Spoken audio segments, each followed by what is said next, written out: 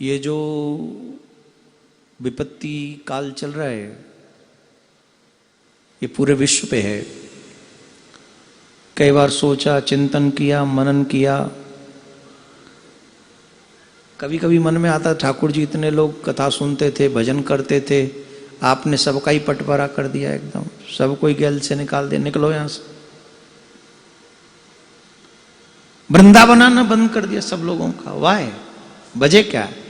तो कई बार मंथन चिंतन करो तो समझ में आता है, जब व्यक्ति तीर्थ में जाके भी मनमानी करता है तो ठाकुर तीर्थ में प्रवेश करने से मना कर देता है।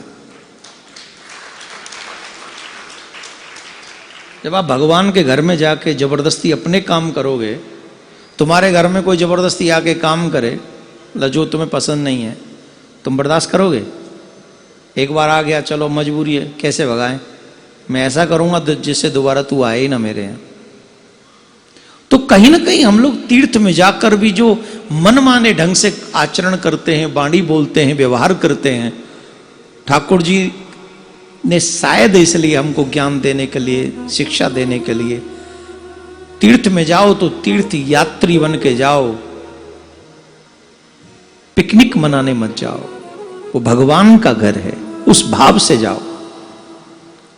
प्लस व्यक्ति मनमाने ढंग से जो मन पे आ रहा है वो कर रहा है तो ठाकुर जी फिर माफ नहीं करता। हो सकता है तुम्हें कुछ लगे कि हम अपने मन का कर सकते हैं, करते भी हैं कई बार आचरण, पर ठाकुर जी ऐसी ठोकर मारता है कि पूर्णतः पूरी समझदारी एक ही बार में आ जाती है।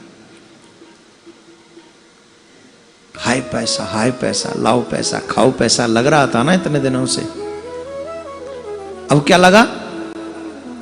अरे भैया जान बचा लो, सब ठीक हो जाएगा, पैसा तो फिर कमा लेंगे, जान बच जाए बस। 1 लाख चले गए, कितने कागज में चले गए 1 लाख, तो वो कितने होंगे जिन्होंने टेस्ट कराया ही नहीं और फिर भी घर ही में चले गए? ऐसे भी तो होंगे। अब हम ये सोचें कि इस कोरोना काल में भगवान ने हमको क्या दिया, तो मुझे लगता है अगर मैं यहां पर बैठकर गा रहा हूं और आप यहां पर बैठकर सुन रहे हैं, ये भी परमात्मा की तरफ से गिफ्ट कम नहीं।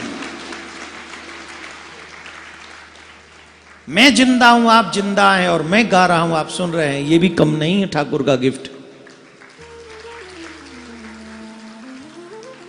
ये छोटा गिफ्ट नहीं, लाखों की तादाद में विश्व में व्यक्ति मर गया। तो आप इस गिफ्ट को कम मत समझिए।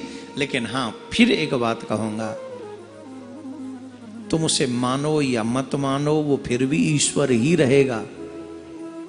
If you don't believe then it's okay, उस पर कोई फर्क नहीं पड़ने वाला, वो ईश्वर ही है, वो परमात्मा ही रहने वाला है।